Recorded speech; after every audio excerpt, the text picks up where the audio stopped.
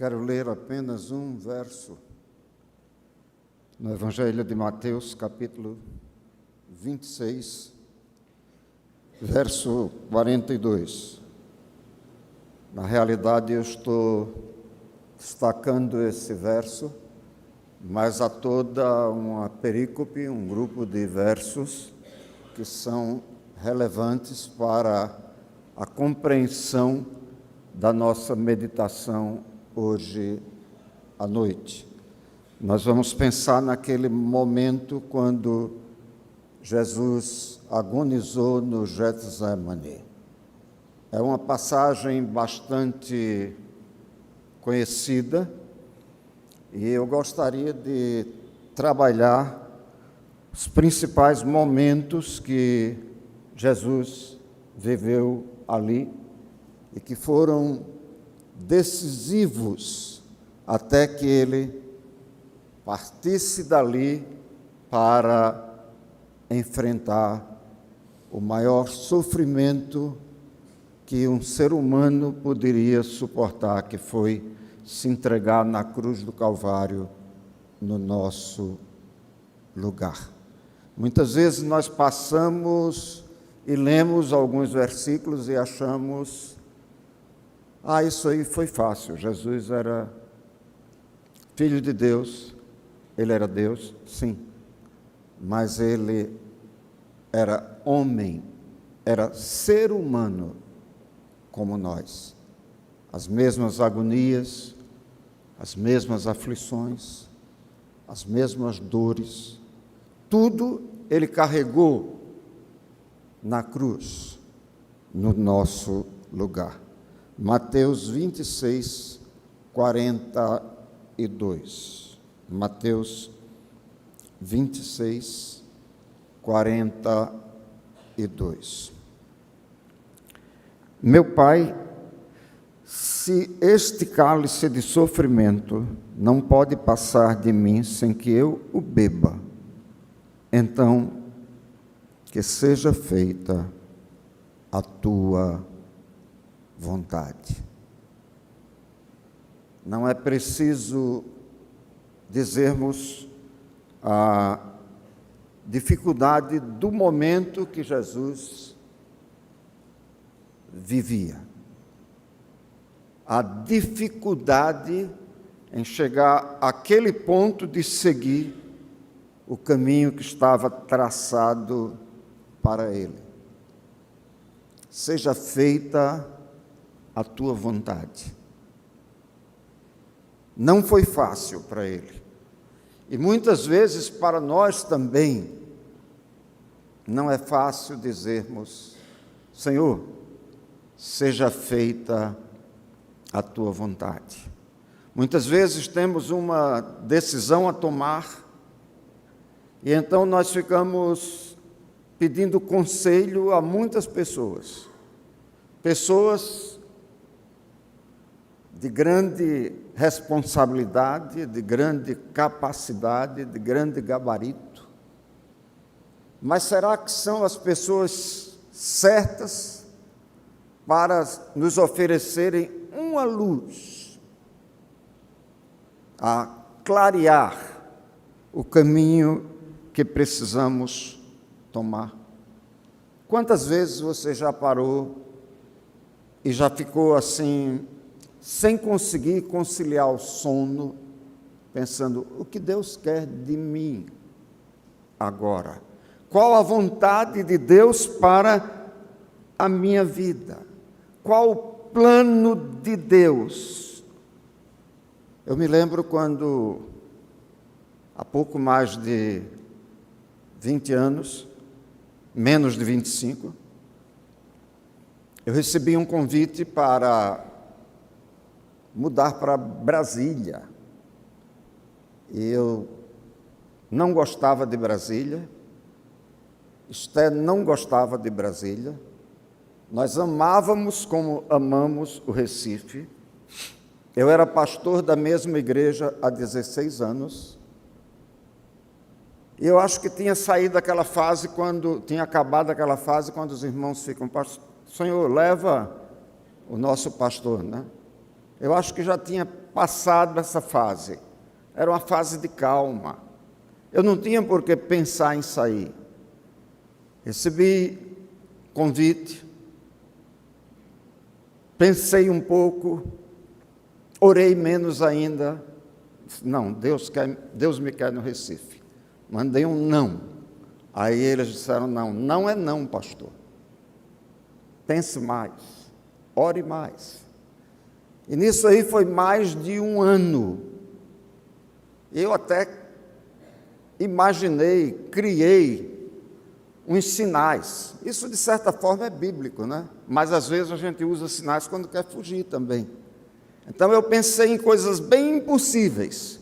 Se for a vontade de Deus, então, vai ser assim. Quer dizer, como eu quero, eu pensava. Mas Deus foi quebrando todas as barreiras que eu havia criado. E eu pensava, não é possível, não é possível. Durante esse processo eu estava em Manaus, fui pregar numa igreja onde eu não conhecia ninguém, nem o pastor eu conhecia, mas ele havia me convidado. E então eu pedi a Deus antes da mensagem, né? Senhor, se é a tua vontade, mostra alguma coisa que chegue na minha mente, no meu coração. Aí o coro da igreja levantou na hora de cantar e cantou uma música que diz, eu direi sim, Senhor. Teu querer, pode rir, eu mereço. Eu direi sim, Senhor, teu querer eu vou fazer. Eu direi sim, Senhor, a ti vou obedecer. Teu espírito sentir e os passos teus seguir. Eu direi sim, Senhor. Irmãs e irmãos, eu fiquei tão perturbado que eu não tive condições de pregar. Se eu começasse a pregar, bem, eu não tinha condições. Então eu comecei a conversar com a igreja e tal, dizer que tem um convite, lá, mas eu não contei do meu estado de espírito. Terminou o culto, eu fui para o hotel onde estava hospedado sozinho. Passei a tarde inteira brigando com Deus. Senhor, não é possível. Não é, eu estou tendo uma percepção errada, eu não estou constatando o que tu queres. Inventei 1000 desculpas e fui para a igreja. Cheguei lá, não orei pedindo a Deus que falasse ao meu coração sobre aquele negócio, né? O mesmo coro se levantou e cantou uma música que diz, não falhará jamais. Deus é capaz. Que Deus maravilhoso. O Deus que nós servimos. O meu medo era o meu conforto. Meu medo era enfrentar o desconhecido. O meu medo era deixar os 4 filhos, que talvez estivessem loucos pela liberdade, né? Mas não estavam, não. O meu medo era Esté ficar abalada, mas quem estava abalado era eu, não era ela. No fim, Deus mostrou que já havia trabalhado no coração dela e ela foi quem me ajudou no dia que eu tive que tomar a decisão diante do Senhor. Quantas vezes você tem ficado, digamos assim, perturbado, é uma palavra forte, não é? Mas quantas vezes ficamos abalados porque sentimos que Deus quer nos guiar por um determinado caminho e nós temos nosso próprio desejo, a nossa própria vontade. O que Deus quer de mim é a pergunta. Qual o plano de Deus para a minha vida? Qual a diferença entre os meus planos e os planos de Deus para mim, para a minha família. Qual a distância entre a vontade de Deus e a nossa vontade? Essa é uma luta que nós enfrentamos diariamente, constantemente. Agora, a realidade é que nós precisamos estar prontos a obedecer. E aí vem a outra pergunta: estamos realmente prontos?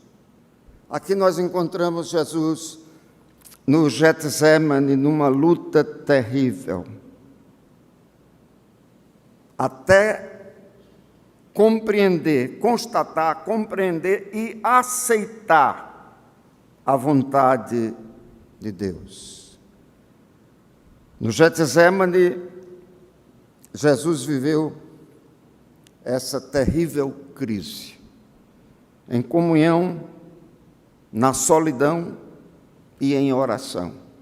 Eu gosto muito de observar essas três fases, esses três momentos, esses três tempos que Jesus viveu. Ele esteve em comunhão o tempo todo. Ele soube viver na solidão e ele soube viver sem jamais dispensar a comunhão com o Pai. Então, em comunhão, na solidão e em oração, Jesus ficou firme em obedecer à vontade do Pai. Para fazer a vontade de Deus, nós precisamos perceber, constatar e aceitar o plano que Deus tem para cada um de nós. Seja feita a tua vontade. Não foi fácil, não é fácil.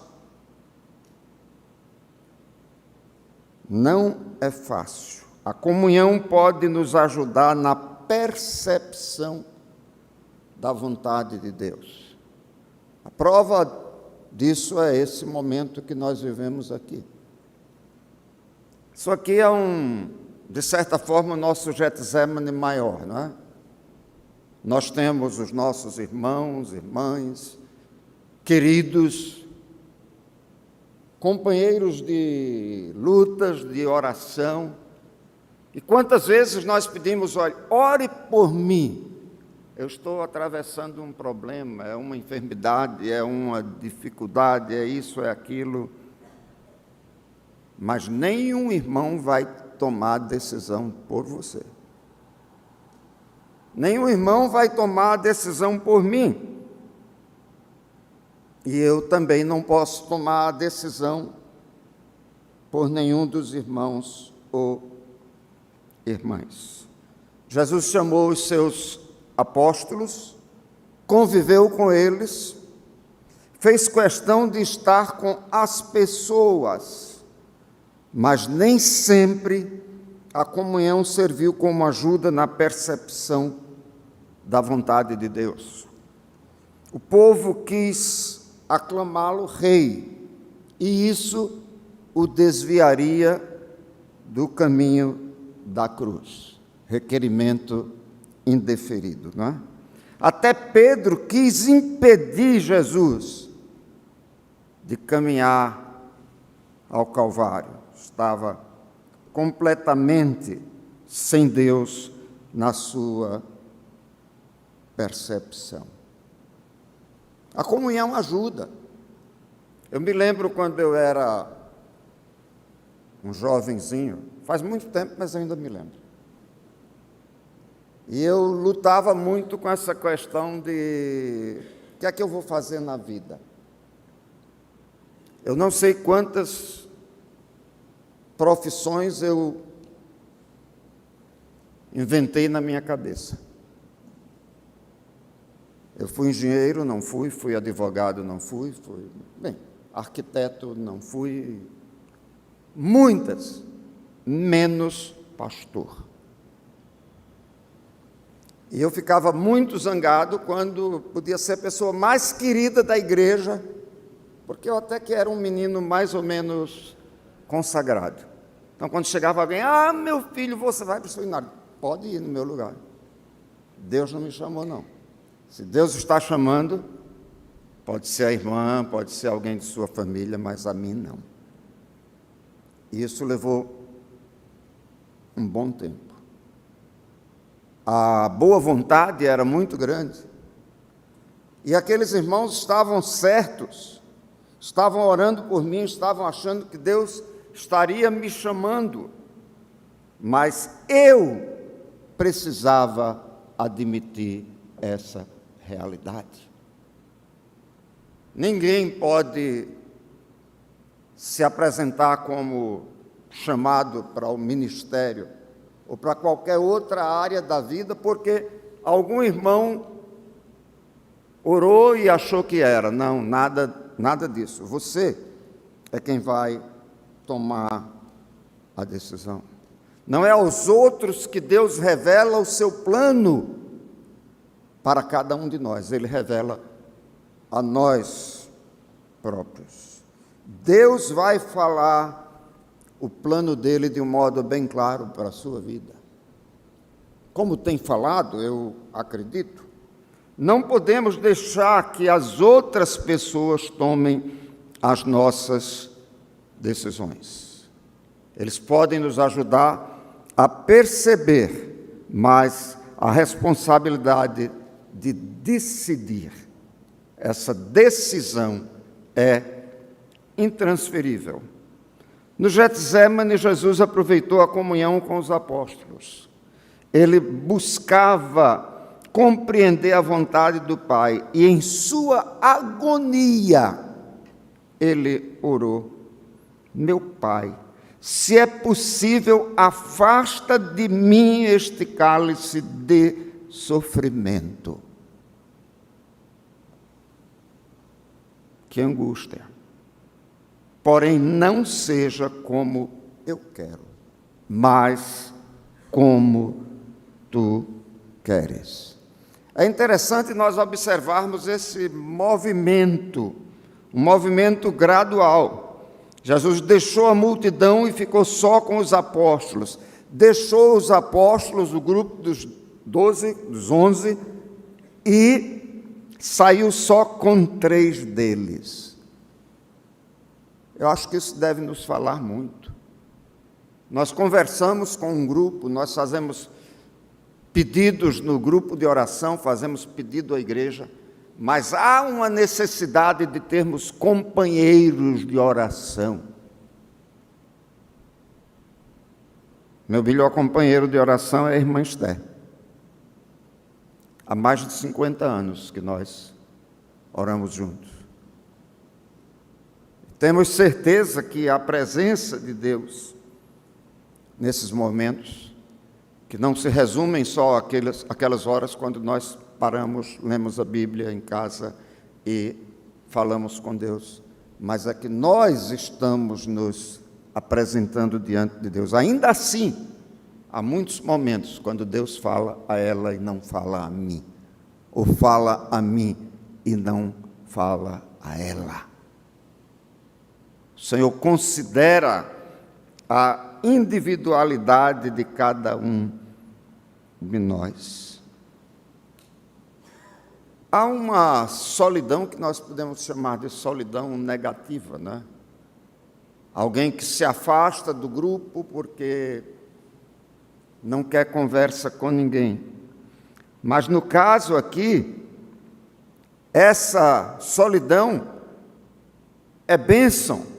Porque é a solidão quando nós precisamos persistir em oração.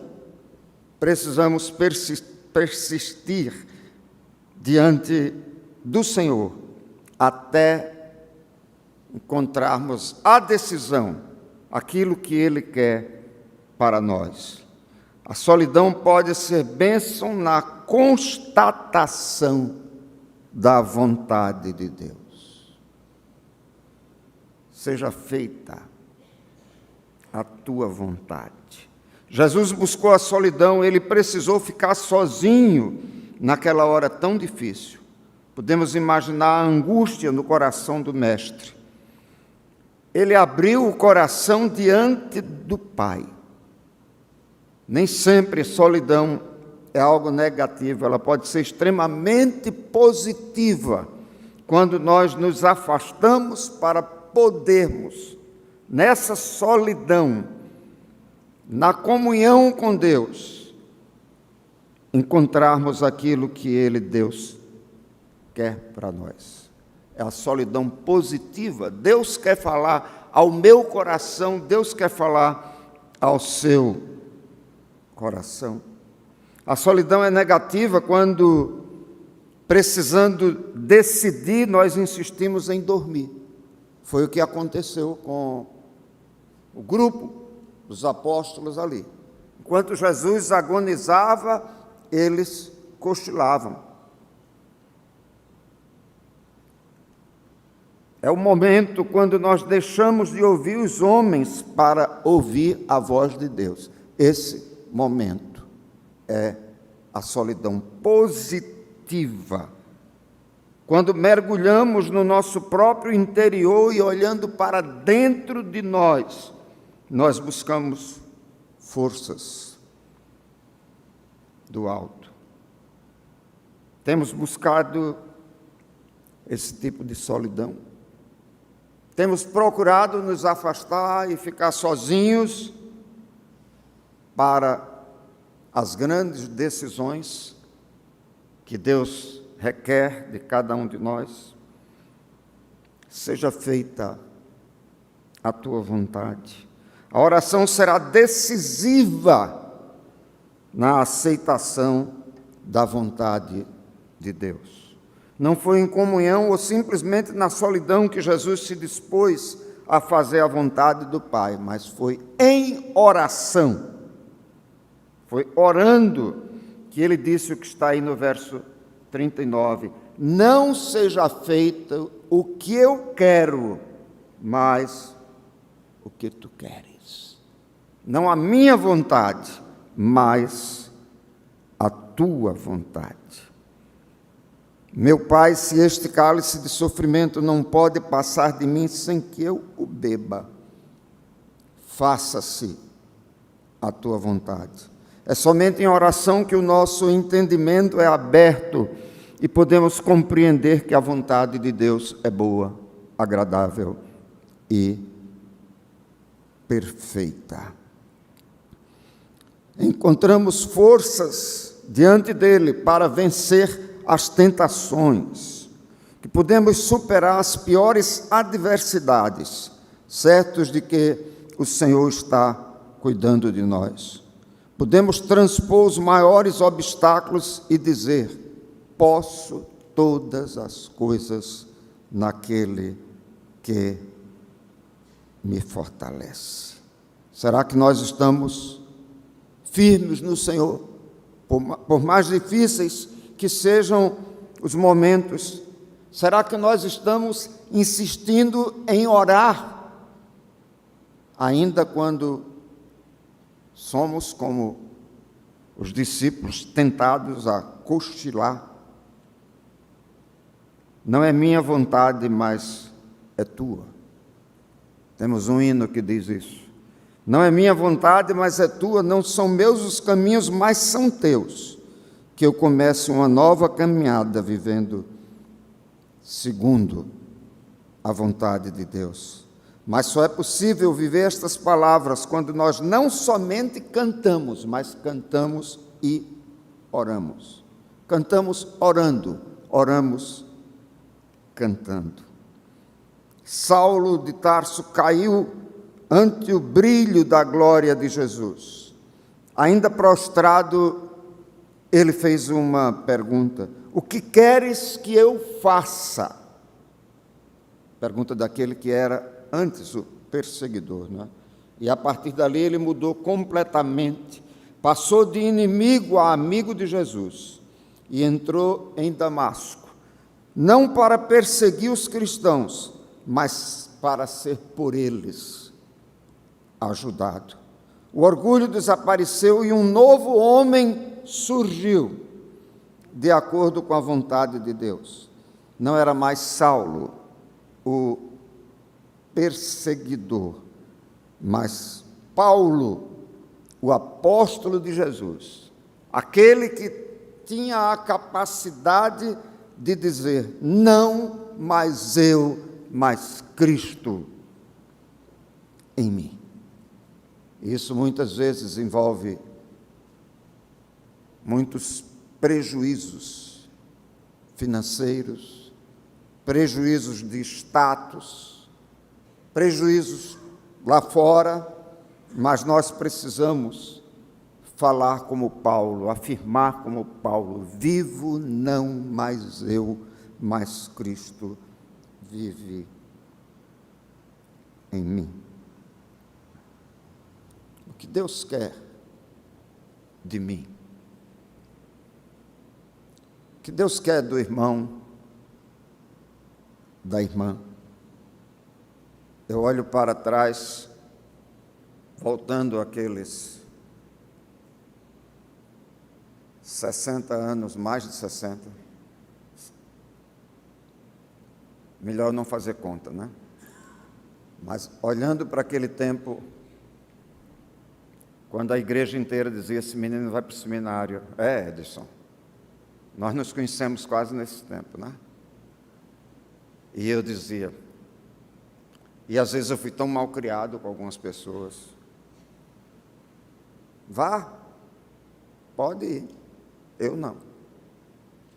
Hoje,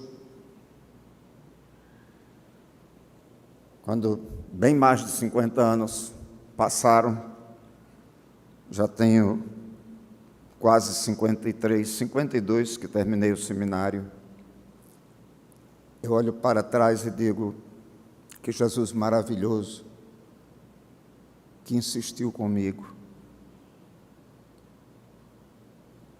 Muitas vezes nós nos esquecemos que o nosso Deus faz maravilha. Jesus Cristo é o maravilhoso Conselheiro, Deus forte, Pai da eternidade, Príncipe da paz. Isso está muito além da nossa vontade, muito além das nossas limitações. Não me compreendam mal pelo que eu vou dizer. A capacidade é divina.